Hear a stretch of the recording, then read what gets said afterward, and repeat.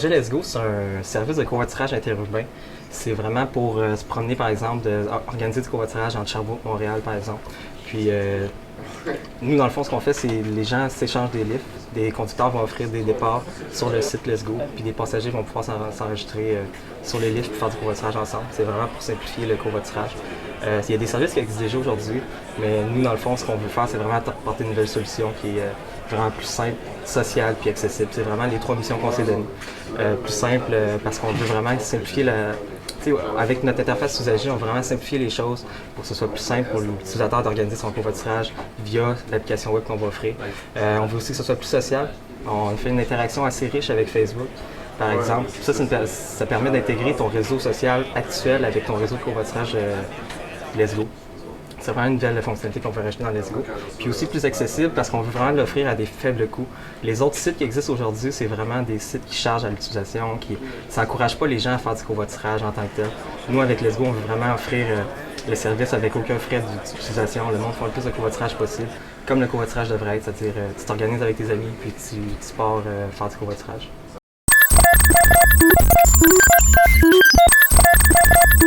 Notre projet s'appelle Envision. Il vise à améliorer les opérations d'alignement en photolithographie. Donc, premièrement, je vous explique un petit peu c'est quoi la photolithographie. Donc, la photolithographie, c'est l'ensemble des opérations qui visent à transférer les motifs qui sont sur un masque, par exemple comme celui-ci, sur un substrat. Donc, c'est le même processus que lorsqu'on fait des photos, qu'on trempe, puis ensuite de ça, qu'on met à la lumière ultraviolette pour les développer. Donc, par exemple, ici, c'est avec des semi-conducteurs. Donc, on prend le masque et on va transférer les motifs qui sont sur le masque sur un échantillon. Puis, ça va devenir, dans le fond, les composantes électroniques ou les jonctions entre ces composantes-là, une fois qu'on va avoir exposé le tout à la lumière ultraviolette.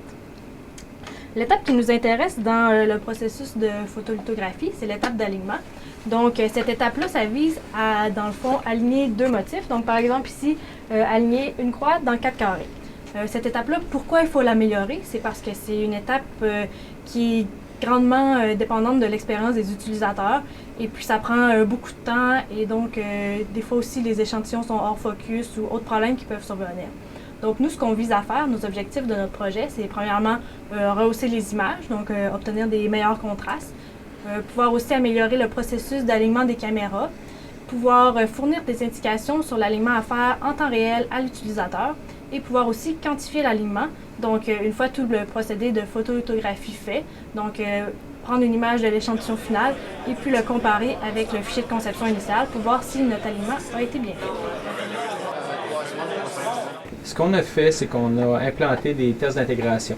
Donc, pour ce qui est des tests d'intégration, on testait le module tout seul. Donc, la caméra, capture d'image, ensuite le composant qui faisait le transfert entre la caméra vers la carte de capture, puis ensuite afficher l'image à l'écran. Une autre chose qu'on a fait ici, c'est on a développé une maquette pour reproduire ce qui se passe en laboratoire. Être capable de reproduire l'appareil de photolithographie double face à 4 caméras. C'était d'être en mesure de gérer les différents cas de figure qui peuvent survenir dans le cas d'un projet. Ici, ce qu'on passe, c'est les délais de livraison. On a aussi vécu le déménagement du laboratoire vers du CRN2 vers le 3IT. On a aussi eu des bris d'équipement. Ce qu'on a fait, c'est on a établi une gestion par objectif. Donc, ce qu'on fait, c'est on s'arrange pour avoir des plages horaires qui sont flexibles. Donc, advenant qu'il y aurait un de ces événements-là qui surviennent, on est capable de pouvoir déplacer certains aspects du projet pour qu'au final, on arrive et qu'on soit le plus efficace possible et capable de remplir les obligations du projet dans leur ensemble.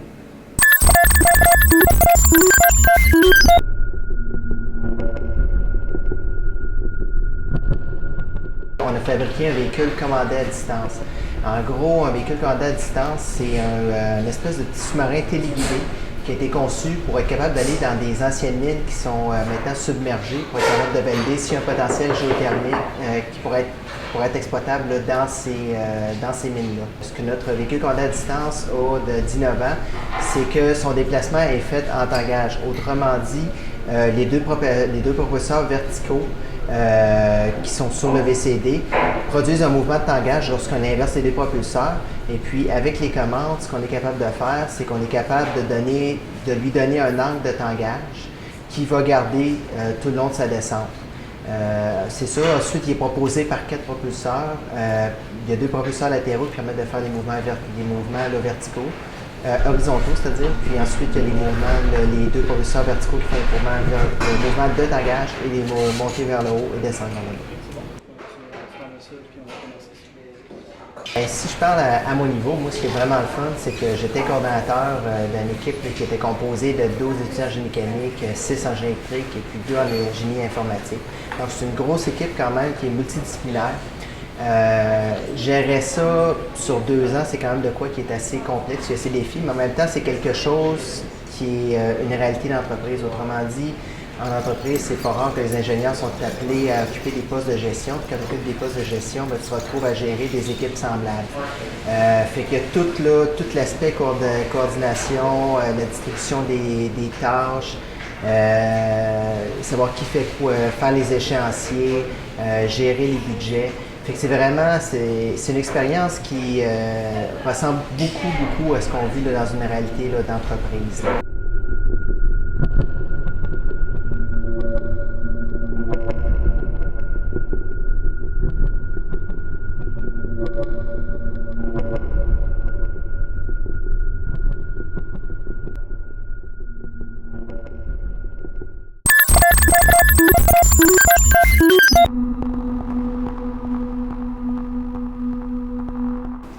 Le timelapse est un effet cinématographique qui consiste en la diffusion des images d'une action dans un temps plus court que celle de l'action initiale.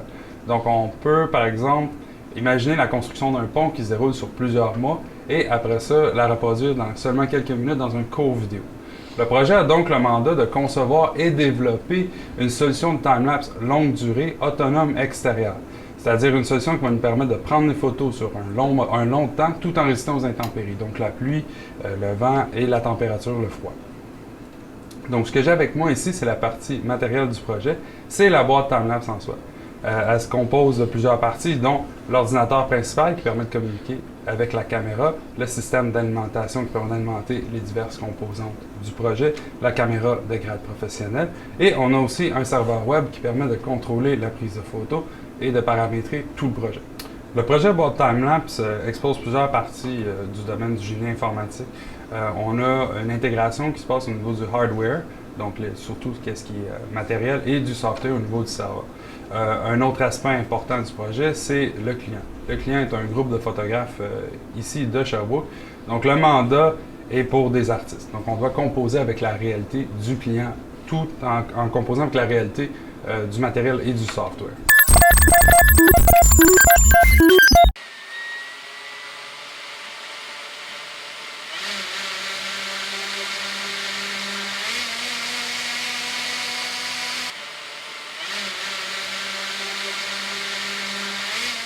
Le projet Darius, à la base, on a décidé de fabriquer un drone de type quadricoptère. Puis lui, va être la différence des modèles qui ont déjà existé, exemple en magasin ou qu'on pourrait acheter même au Future Shop ou au Best Buy, c'est que le modèle, il n'est pas seulement téléguidé, il est aussi autonome. Fait que dans le fond, c'est que le but, c'est que nous, on puisse y envoyer des consignes par le réseau 3G à partir d'une tablette ou d'un téléphone cellulaire ou même d'un ordinateur portable. Puis que lui puisse, par exemple, lui indiquer sur une carte et dire « Pars du point A, passe par le point B et rends-toi jusqu'au point C ». Fait que lui donner une trajectoire pour qu'il puisse effectuer une mission. Fait qu'à partir de ça, le véhicule, lui, va décoller à partir du point A, va se rendre au point B. Puis si en cours de route, il voit des obstacles ou d'autres choses qui arrivent, des pannes, etc., le drone va réagir par lui-même sans intervention humaine, soit pour atterrir s'il y a eu des pannes ou des bris matériels, ou s'il y a un obstacle, va régénérer sa trajectoire, recalculer sa trajectoire pour le contourner. C'est une plateforme aussi qui est multifonctionnelle. Par exemple, on peut lui installer une caméra dessus, on pourrait lui installer des capteurs spécifiques qu'on pourrait le mettre pour faire de l'inspection de bâtiment. Par exemple, aller installer une caméra, faire de l'inspection de bâtiment, et en même temps y installer un capteur précis pour mesurer les fumées. Ou faire de la recherche de personnes avec des capteurs infrarouges en forêt, par exemple. C'est des exemples d'applications.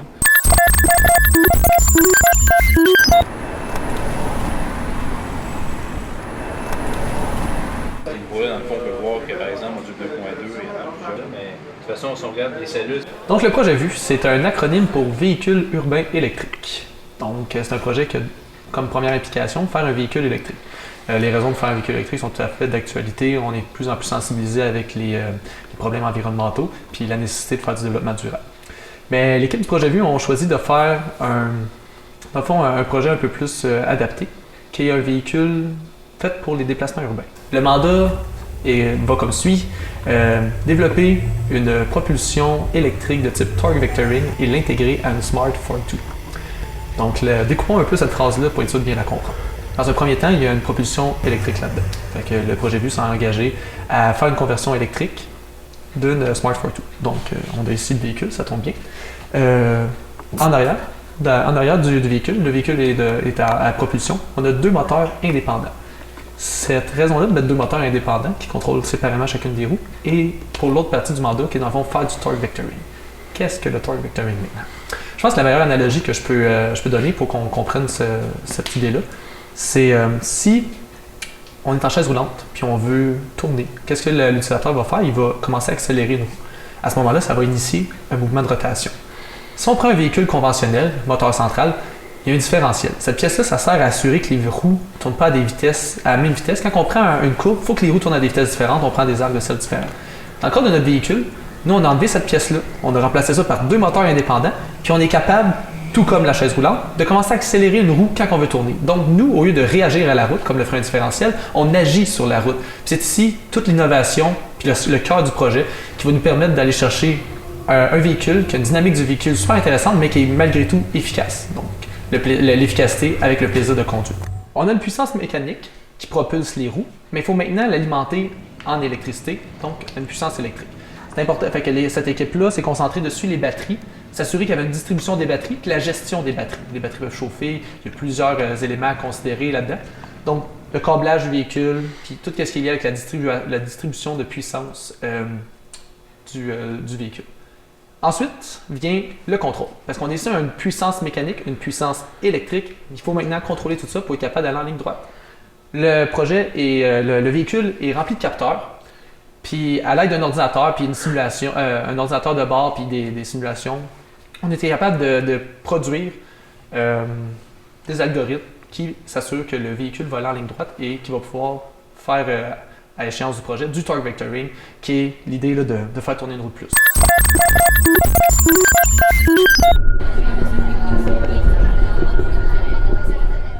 Donc, nous, notre projet s'appelle Synchrogramme. C'est un projet qui est origine de l'Université de Sherbrooke, un chercheur qui s'appelle Régent Fontaine qui travaille dans le groupe d'appareillage médical de l'Université de Sherbrooke. Le défi était fort simple, en fait. Le défi était de détecter les événements radioactifs dans un scanner médical, dans le but de calibrer principalement le scanner.